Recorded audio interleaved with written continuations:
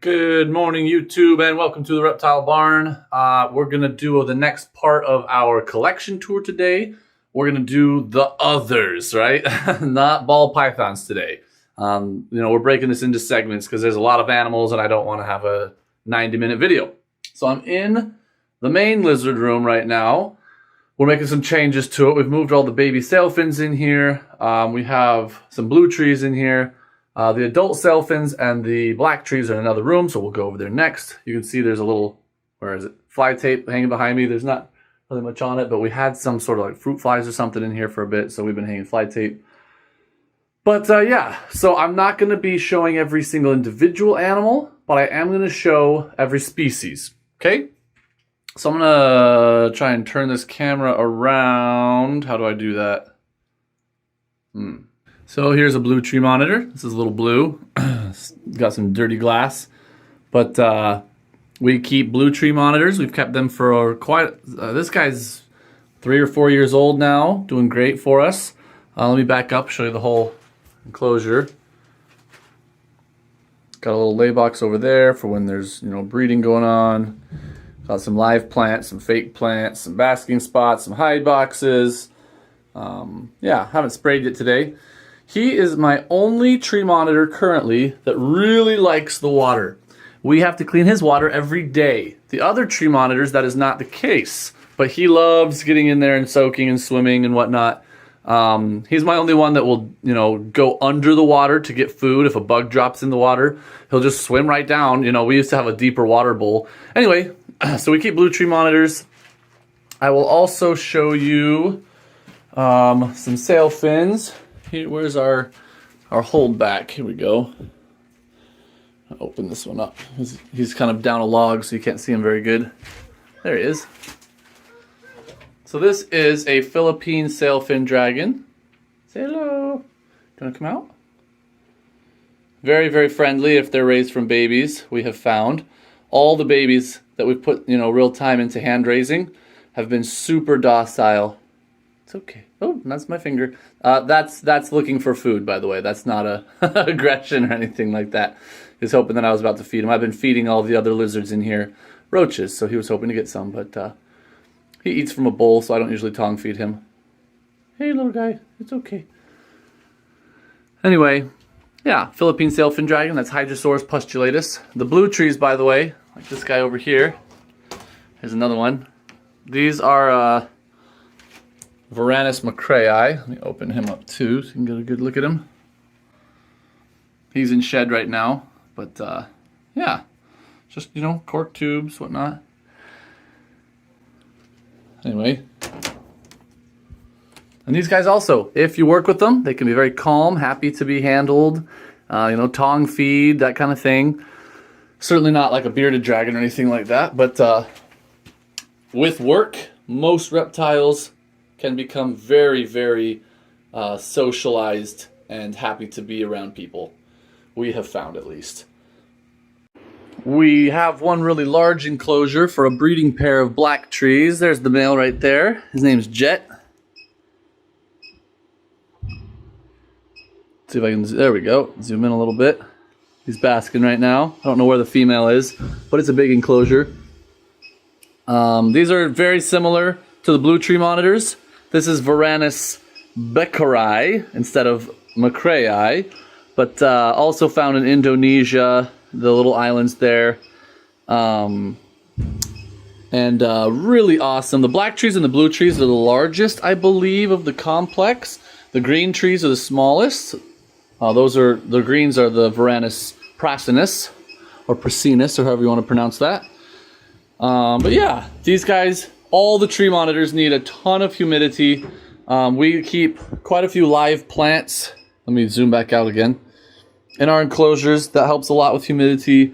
We spray like crazy. We don't do a ton of vents or anything like that. We want high humidity basically at all times, right? And high temperatures as well. They have multiple basking spots in here. Some with UV, some without. They tend to favor the ones with UV, at least ours do. So they have a basking spot around 100, they have a basking spot around 110, and they actually have another spot around 125 that they do use sometimes. So, a lot of heat for these guys, and the ambient is in, you know, the 80s and 90s during the day, and 70s, maybe low 80s at night. Just as pets, these are not for breeding. We do keep some tortoises. That little guy there is a pancake tortoise. There's a little bit of pancake tortoise poo next to him. This is a red-footed tortoise. These are all rescues, all of our tortoises. I'll go find the other. Oh, here's another pancake. You can see that this guy's shell is in much better condition. But yeah, I love the pancake. I love all the tortoises. They're very curious, funny little guys. These three are all male. We do have a female Russian tortoise. I'm just inside our tortoise run right now, guys. There she is. There's a Russian tortoise. So yeah, a Russian, 2 pancakes, and yeah, do you want to say hi? Hi. We also keep children here.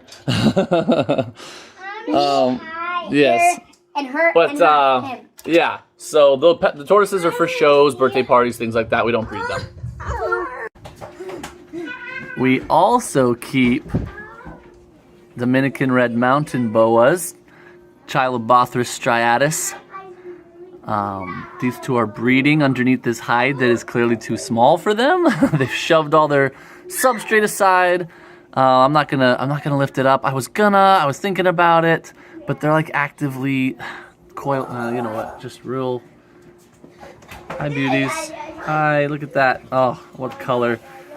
Incredible. We love our boas. But yeah, Dominican Red Mountain Boas from the island of Hispaniola. We just have the one pair. We have Big Dan and Little Ann. We love these guys. We're actually setting up more arboreal setups for them. They have some space to climb in here. But we're going to set up these, if you can see, if I can back up far enough, animal plastics, arboreal cages for them. But anyways, love these boas. Love to get some babies out of them. Now I've knocked substrate down into the gap here, of course.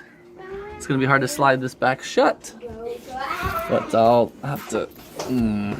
This is Amelia. She's our female albino checkered garter snake. We actually got her at the expo that we did up here in 2019. Just a little rescue, but we love her.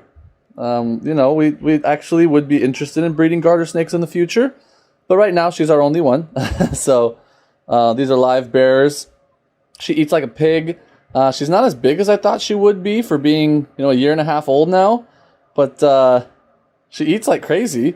You know, she's on rodents. It's not just insects and stuff. I know sometimes if you're just feeding earthworms or whatever, they don't grow very fast. But she's on little mice. She just doesn't grow that fast. But that's okay. She's still probably almost tripled in size since we got her, so I'm not too worried. But yeah, gorgeous pattern, gorgeous color. I am a sucker for garter snakes. I've said it before on the vlog. And she's calming down a little bit. She used to be a wild thing, like many baby colubrids. But she's a good snake. So yeah, albino checkered garter snake. Alright, this is going to be a shakier part of the video. I apologize. This is George, our eastern indigo snake, our male. He's extremely hard to handle one-handed. Not mean at all. He's super sweet. But he is fast-moving, and he's getting big. So it's hard to keep him in one hand. See, I'm trying to like figure eight him around my fingers like that. And as he slithers forward, I try and keep him on there. He's a nice red throat, eastern indigo snake, Drymarchon cooperi. Gorgeous, gorgeous animal. He's in a 6-foot animal plastics terrestrial right now. I think we're probably going to even bump him up. And I apologize for not showing the female, Ursula. I have a really horrible and sad story to tell you guys about her, actually. I think I'm ready to share it on the vlog. Some of you who watch that I know personally probably already know this, but I'll go ahead and share it. So we got this unrelated pair, right, from Victor Herrick, who's a very, very well-known and reputable, high-class breeder. Sorry about all the mess you're seeing around this room, by the way, guys. I'm trying to keep him in the shot. I'm gonna go ahead and let him go. I don't want him to get under anything, get out, but let him slither home. Yeah, so we had a pair from Victor Herrick of unrelated animals that we were raising up to eventually, hopefully, breed. And we noticed early on, but not immediately, obviously, that the female seemed to have a little bit of a bulge in her chest area. And she was also never able to eat very much. You know, we had to give her absolutely tiny meals more regularly, right? And you know, I'd always heard that indigos need small meals anyways. They just don't swallow huge things like some snakes do. And so I wasn't worried about it. But you know, with the bulge, and she would regurgitate if we gave her anything big at all. And I don't mean big, I mean like smaller than her head. Quite a bit smaller. And she would still we had to give her little bits of stuff. And we finally took her to the vet after another regurg, and he told us that she had an enlarged heart. Just a genetic condition. He checked her for parasite. He checked her for every conceivable disease, and it wasn't anything, you know, that we possibly could have avoided. It just happened, kind of like cancer, you know. And she had an enlarged heart, and it was getting worse. And we tried everything. We spent a lot of money. we really put in some effort, guys, but she didn't make it. So George here is now a bachelor. We will be getting more. You know, this is a dream snake of ours, and we really want to breed them and have an Alaskan source of these guys, because you do have to get the permit if you're going to go across state lines with them. So it's easiest to buy them from a local breeder who's in your state, because then you don't have to get the permit to ship them, you know, across state lines. So we'd love to do this. They're a dream of ours. I studied them in college. I just love these snakes, and we were heartbroken. It's been a few months now, and so I feel comfortable sharing this on the vlog. But man, it was really crushing. So this is George, though, and he's okay. We took him in just to make sure his heart was okay, and his heart's good. He's fine. So yeah, we're gonna probably upgrade his cage size. He's in a nice animal plastics, 6 foot right now, 6 foot by 3 foot, I think, or maybe 2.5. And yeah, really excellent species. Everyone told me, oh my gosh, they're gonna stink so bad when they poop. You're gonna hate it. They're gonna be terrible. But those are all snake people talking, and I was like, you know, we'll see. And keeping monitors, which we do, we're used to stinky poops. It's part of the reptile world. So we love George, though. He's great, super sweet. We've taken him to birthday parties and stuff, and he's so nice. I've heard these guys really do pack a bite if they do bite you, but it's almost always food response, not defensiveness. They're a very confident animal. Again, this is Drymarchon cooperi. They're in the Drymarchon complex, or genus rather, and they, you know, with the Crebos and the other indigos. So yeah, these guys in particular, though, the cooperi are from, you know, mostly southern Florida, but they stretch up into Alabama a little bit. Yeah. Anyway, so I just wanted to show him off, and I'll go find our next snake. Here's another guy. It's a little difficult to handle one-handed, but I'll do my best. It's our sweetie little corn snake here. His name's TJ. I think he's just a normal. I don't know my corn morphs very much, but he's just a pet as well. I love corn snakes. My first snake that I owned was a corn snake, and I just love them. Real good temperament, especially as adults when they stop being so wriggly. Yeah, so this is TJ the corn snake. And I have no idea how old he is. He's also a rescue, but hopefully he's with us for many years to come. I think he's beautiful. I love that orange color. And he's just a curious little monster here. I would say either these guys or ball pythons are probably the most popular pet snake in the world, and you can see why. Great small size, calm demeanor, never really biters as long as they're well socialized. And yeah, sorry again about the shaky footage. I'm trying desperately to lean back far enough that I can get them all in the shot, but I'm going to go ahead and put him back. Last but not least, we have this beautiful little reticulated python from Garrett Hartle at Reach Out Reptiles. She's a baby. She's also a super dwarf, so she's not going to get very big. She's the Kayuwadi locale, 100%, so she's going to stay real small.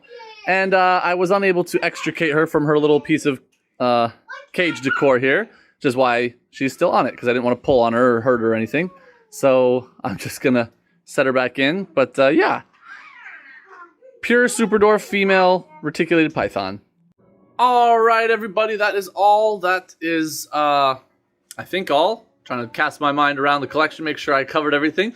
I just wanted to cover everything that's not a ball python, right? Because we have so many ball pythons, we're doing them in pieces, and then I wanted one big video with all the other species as well.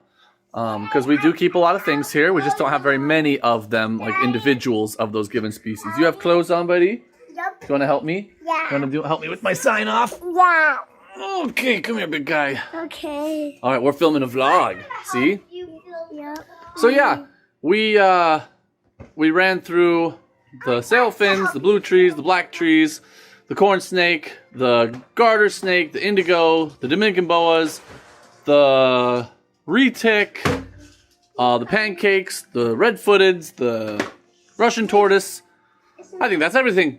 So we're getting there. You know, we don't have all the things in our collection yet that we want, but we're getting there. Hold on, buddy. Hold on. I don't want you to stand on that because you'll get your feet dirty. Okay? See how I have shoes on? Yep. Yeah, we got to keep shoes on. Anyway, that is all. We will come back with the last part of our collection tour soon. Until that time, thank you guys so much for watching. We are the Reptile Barn.